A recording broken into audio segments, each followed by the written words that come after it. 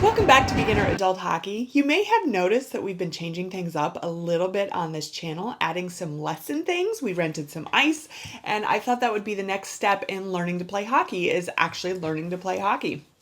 I started this channel really as an etiquette thing, but I really think that we should get into some basics of skating and some basics of hockey also. So you'll see that in the next couple months. You'll see more and more of those videos.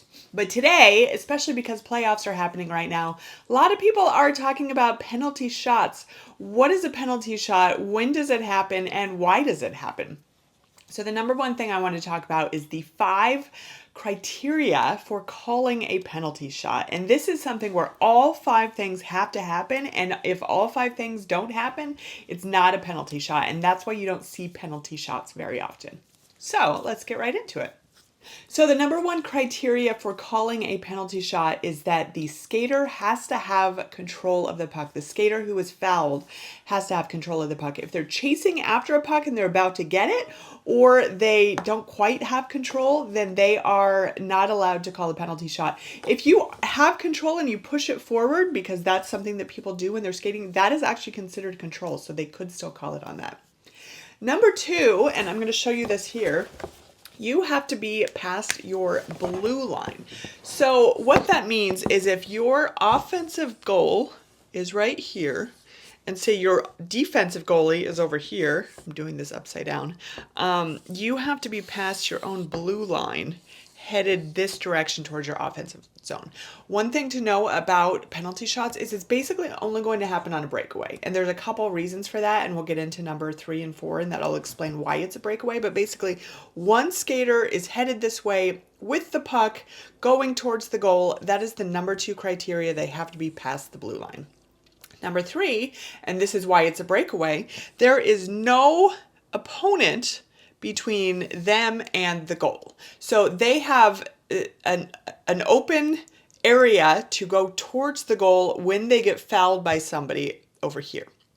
Number 3, they have to be fouled from behind or diagonally. So if they get fouled from the side, and I saw this in the Florida game last night, where every other criteria was met except for that he fouled him from the side, then it's not considered a penalty shot. Basically, it's going to be happening when the player doesn't see the other person who's going to be fouling them. So again, this lends itself to a breakaway. A player is on his way. Nobody is in front of him on his way to the goal. And then number 5, he is deprived of a reasonable scoring opportunity.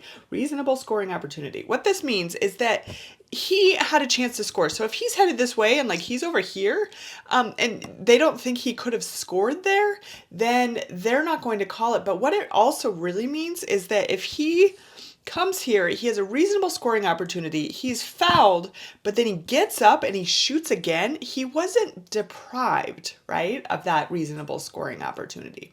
So it usually happens if he's fouled and then he goes into the wall or he's knocked into the net, something like that, where he actually has no other chance to score or to shoot or anything like that.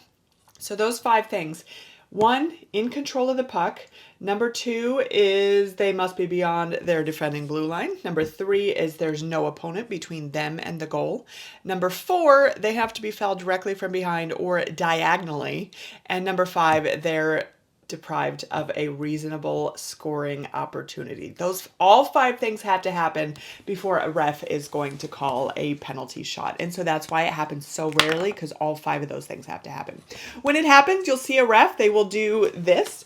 This is, you probably can't see all my hands, but that is the signal, the ref signal for a penalty shot that will happen on the ice. So the player who is fouled is the one who's going to be taking the penalty shot. The only way that they're not going to be the one taking the penalty shot is if they get injured and they can't take the penalty shot. And then the captain of the team needs to choose somebody who was on the ice at the time of the foul, at the time of the penalty, to take the penalty shot. And then what happens when you take a penalty shot? It's actually kind of an interesting, we're going to just erase all the stuff that's on my board right now. Okay, so what happens at the time of a penalty shot? How do you take one? So basically what's going to happen is that the ref is going to place the puck right here on center ice. Everybody else is going to be on the benches. Everybody else has to go to the benches while you do this, right? They place it on the center ice. The ref down here is going to talk to the goalie and say, are you ready to go? The goalie is going to say yes.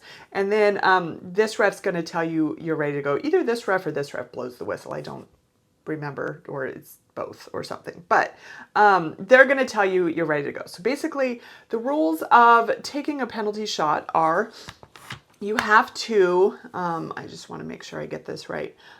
You are obviously going to take this, attempt to score on the goalie. Once you start moving the puck, you have to move in a forward motion. And what this means is you can't like go side, you can't like go backwards, you can't do all this fancy stuff.